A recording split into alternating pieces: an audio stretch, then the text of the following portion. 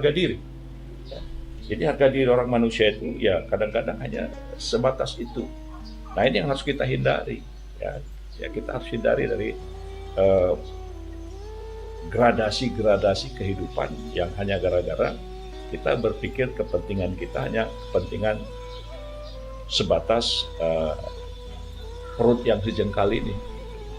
Nah, disitulah kita suka nggak suka, ya tolabul ilmu.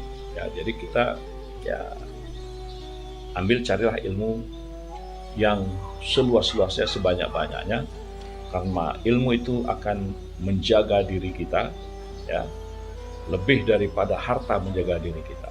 Kalau ilmu itu pencerahan, ilmu itu menuntun orang pada kebenaran, tapi harta itu kadang-kadang menimbulkan perpecahan, kerusakan dan kehancuran. Apalagi harta-harta itu dibelanjakan tanpa ilmu, ya. Tapi apabila ilmu itu dibelanjakan, dia akan bertambah terus dan berkembang. Maka kalau kita mau dunia harus punya ilmu, kita mau akhirat harus pakai ilmu, mau menguasai dunia dan akhirat ya harus pakai ilmu juga.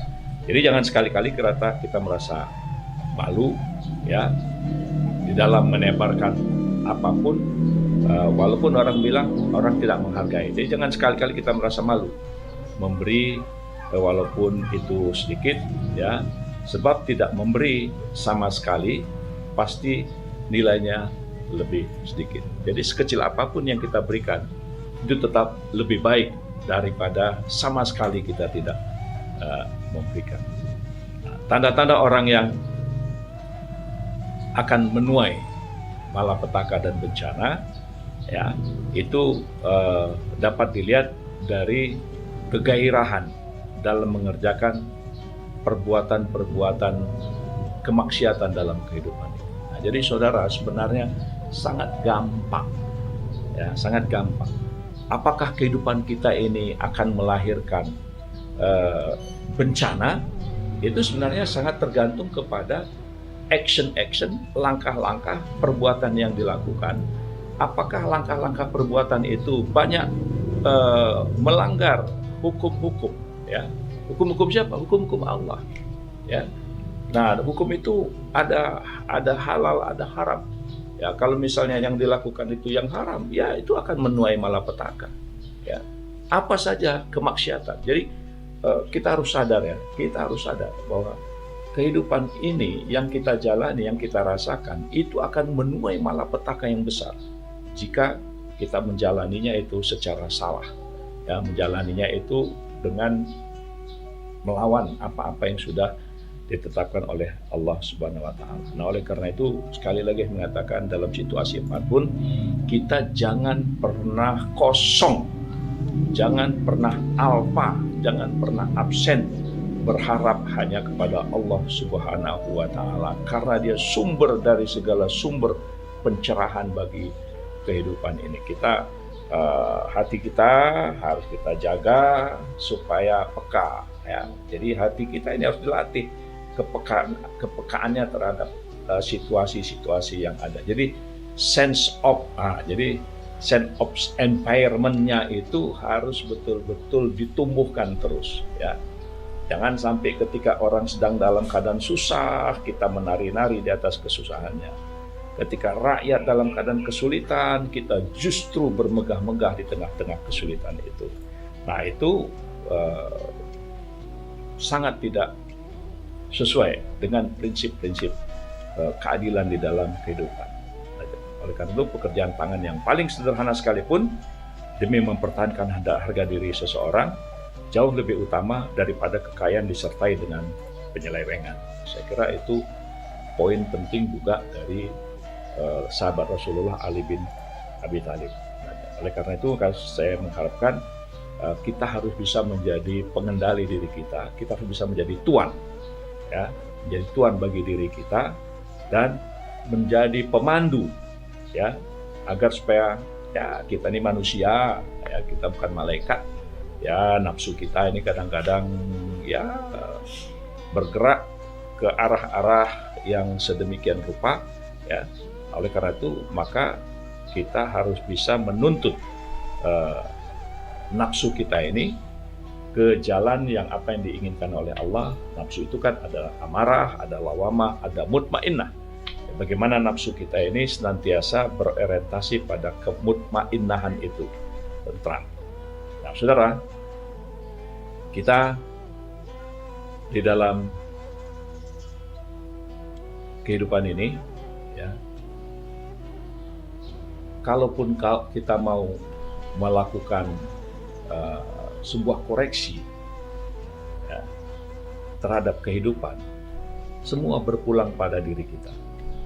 Jadi kalau kita katakan, wah dia mau balas dendam, tidak ada dendam yang terbaik, ya, tidak ada dendam yang terbaik, kecuali kita membuat diri kita itu menjadi lebih baik dari orang lain. Ya. Jadi balaslah kejahatan dan keburukan dengan kebaikan. Nah, saudara, tidak selamanya hidup itu manis, ya. Tidak selamanya hidup itu menyenangkan, karena para nabi, rasul, dan para sahabat itu pernah merasakan kepahitan-kepahitan di dalam mereka membawa misi-misi yang diperintahkan oleh Allah. Oleh karena itu, sekali lagi saya ingatkan, hidup yang paling pahit, ya, itu adalah berharap pada manusia. Itu pahit itu. Ya, tapi kalau kita berharap kepada Allah, insya Allah itu akan indah. Dengan demikian kita bersihkan, ya, jiwa kita, ya, dengan kesadaran spiritual, kesadaran hati kita, akal kita, pengetahuan kita, dengan cinta kepada Allah, ya, cinta kepada Allah. Jadi ini bahasa-bahasa yang mungkin nanti orang bilang, ini kan bahasa orang-orang sufi. Tidak, kita bukan melihat sufi atau tidaknya, tapi yang penting bagaimana diri kita ini kita bersihkan dengan siraman air yang bersih.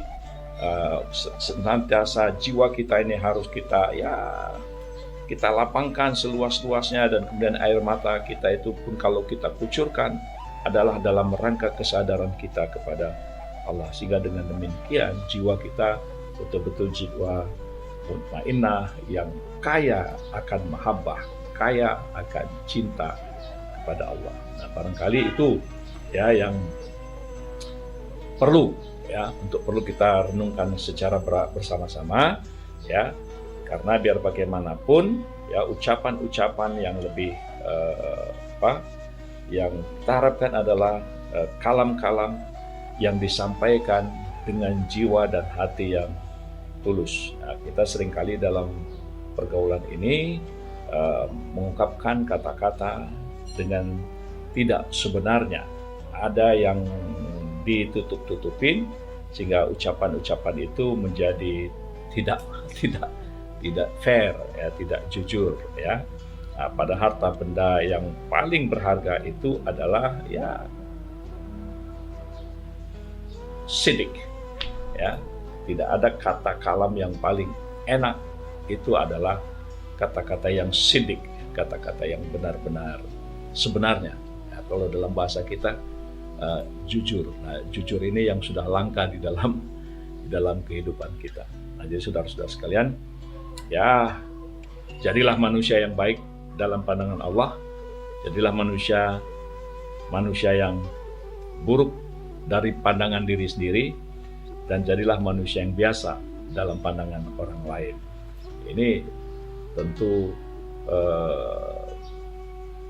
bisa kita tempatkan kalau kita sudah menjadi diri kita yang sebenarnya. Ya, jadi bagaimana kita menjadi diri yang sebenarnya ini, dan mudah-mudahan yang kita kerjakan itu memang sudah ditetapkan oleh Allah Subhanahu wa Ta'ala. Nah, barangkali itu sajalah, ya, saudara-saudara sekalian, kalam-kalam hikmah yang perlu menjadi renungan di dalam kehidupan ini.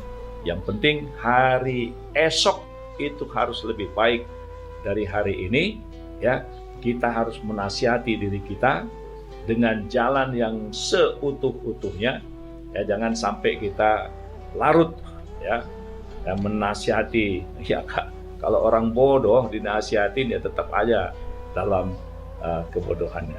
karena dia akan dan biasanya juga kadang-kadang orang yang bodoh itu malah marah dinasihatin. Oleh karena itu, marilah kita menasihati orang-orang yang berfungsi akalnya, ya. Jadi kalau kita mau menasihati, lihat apakah orang itu berakal atau tidak. Jadi kalau kita mau menasihati, nasihatilah orang-orang berakal. Nah, karena dengan menasihati orang berakal, dia akan terjadi pencerahan.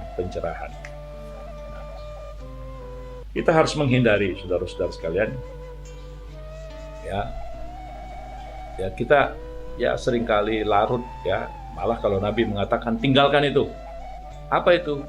Ketika orang sedang bergunjing, karena pergunjingan adalah kemampuan atau pergunjingan adalah puncak kemampuan orang-orang yang lemah.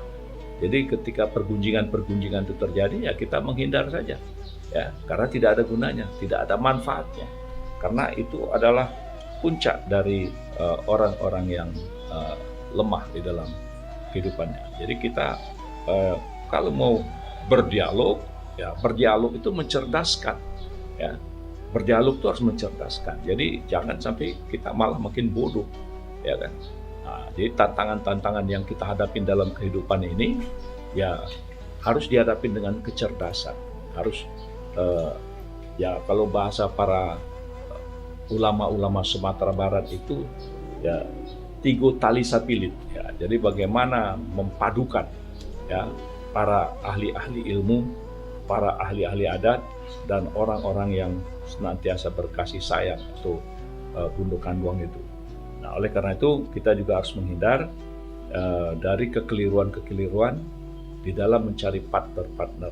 Ya, kalau kita salah mencari partner dalam bidang apa saja, itu akan menuai malapetaka. Dalam bisnis, salah mencari partner itu menimbulkan kebangkrutan.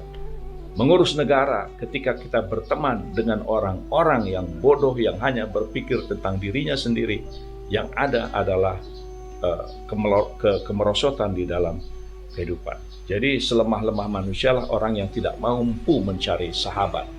Nah, jadi Rasulullah SAW, karena dia mendapatkan sahabat-sahabat yang terpilih, yang terlatih, kita bisa lihat bagaimana bisa mereka menyebarluaskan Islam yang bisa menembus, menembus peradaban-peradaban yang sudah ratusan ribuan tahun bertahan.